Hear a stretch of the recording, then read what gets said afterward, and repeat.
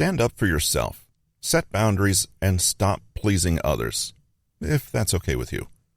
Written by Patrick King, narrated by Russell Newton. Picture a couple having an argument. Voices are raised and things are getting heated. Then all of a sudden, person A starts smiling sweetly. "Look, let's just forget this whole thing, okay? It's all so silly. It doesn't matter. You're right about everything. Can I make you some cocoa with marshmallows? What else would you like?" Person B is confused, wondering where all the hugs and kisses are coming from and what happened to the argument they were having only seconds ago. Person B has witnessed what is called the fawning response. In the face of trauma and conflict, some people respond with anger, some respond by fleeing, and some, like person A, respond with a flood of appeasing, soothing, and conciliatory behavior. Fight or flight is an option for some people, but for those with a history of trauma, another option when faced with threat is to go into fawning mode and try to make it all better. Picture an animal defensively rolling onto its back, trying to appear as meek and agreeable as possible so that it's spared by a powerful predator.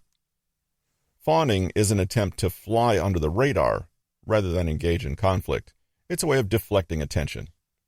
In a crisis or disagreement, is your first instinct to soothe, calm, or please others? Do you do anything to avoid conflict, even if that means ignoring your own needs? In a stressful interaction, is your focus on other people's emotions? Fawning behavior is actually a kind of trauma response. This behavior, in other words, is something you might have learned in childhood, where rolling over this way was the only thing that helped you survive conflict. Some people may also find that their fawning behavior accompanies the tendency to freeze during conflict.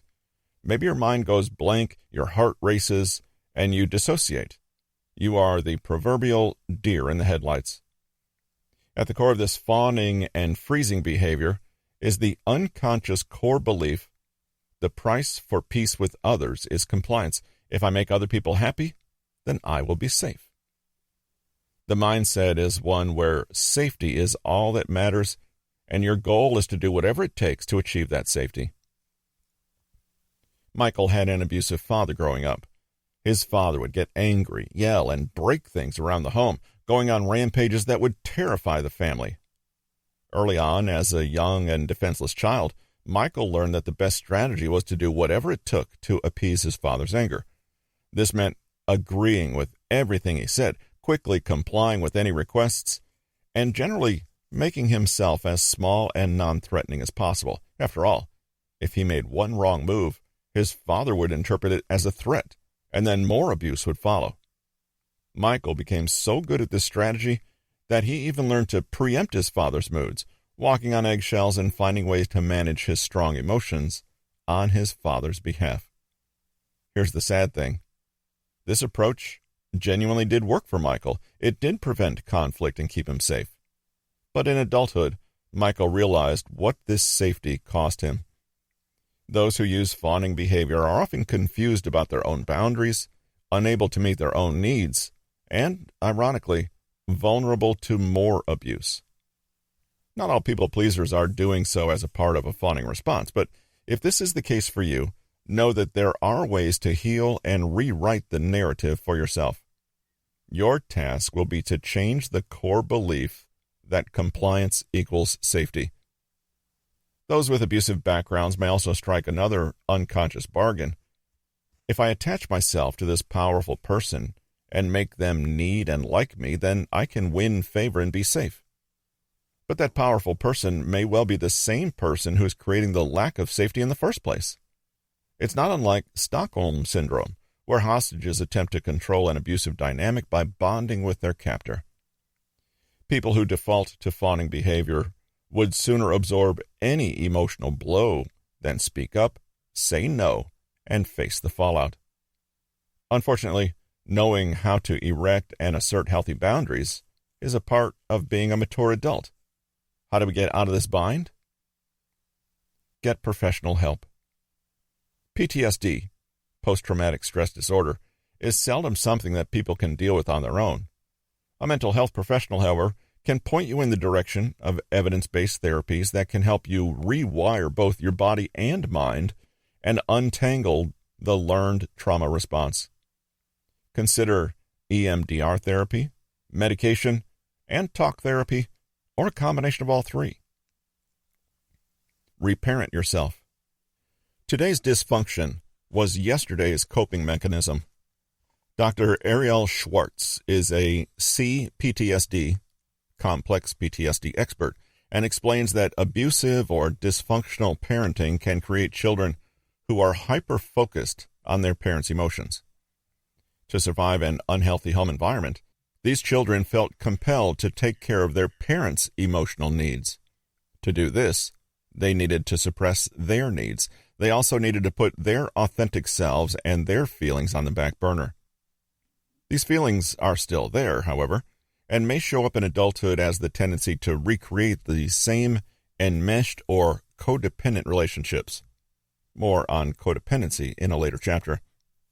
Cut off from their own needs, such people may feel numb, dissociated, and inauthentic. The insight of inner child work and reparenting yourself is that we're able to give ourselves today what we did not receive as children. In the past, we had to adapt in certain ways to survive less than ideal childhoods, but now as adults, we have a choice. We can rewrite the core belief of, to be safe, I must comply, to, I'm allowed to be who I am. I'm a good person. It's safe to have needs and to ask for them to be met. Overcoming a difficult childhood takes time, but it can be done. Set boundaries. Have limits and defend those limits. More on this in Chapter 6. Stop explaining or justifying your choices. You don't owe that to people. Allow someone else to do the work for a change. Delegate or ask for help instead of doing it all yourself. Promise not to abandon your inner child. Decide that your priority will be to protect and defend them rather than to serve the interests of bullies or those who trample on your boundaries. Be your own mother. Give yourself unconditional compassion and love, and your own father. Protect yourself with solid boundaries and defend them. Reconnect with your principles and values. Fawners have substituted their own judgment with the needs and demands of others, but you strengthen and orient yourself when you remind yourself of what's important to you and why. It may take time to clarify your authentic self, find out what you truly want in life, not to mention find the courage to express it. But you may also find that speaking up is itself something that gives you courage. For fawners, it can be scary to be seen, but in small ways, you can challenge yourself to speak up and express your genuine opinion, even if it goes against other people's opinions or causes a little friction.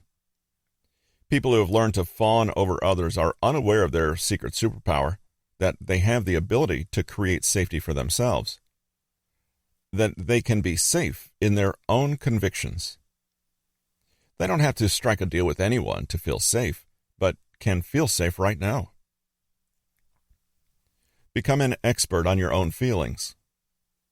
Fawners are experts at other people's feelings.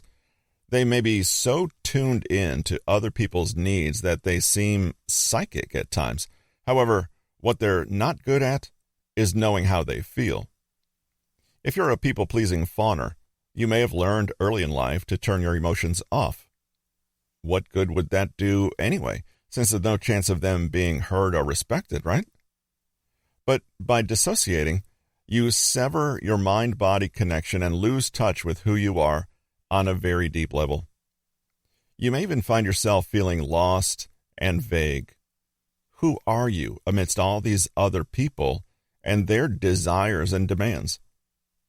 There are plenty of ways to reconnect with your genuine feelings and to slowly teach yourself that it is safe to feel. Try body-mind strengthening activities like dance or yoga. Drop any expectations or shoulds about how to move your body and listen to how it wants to move.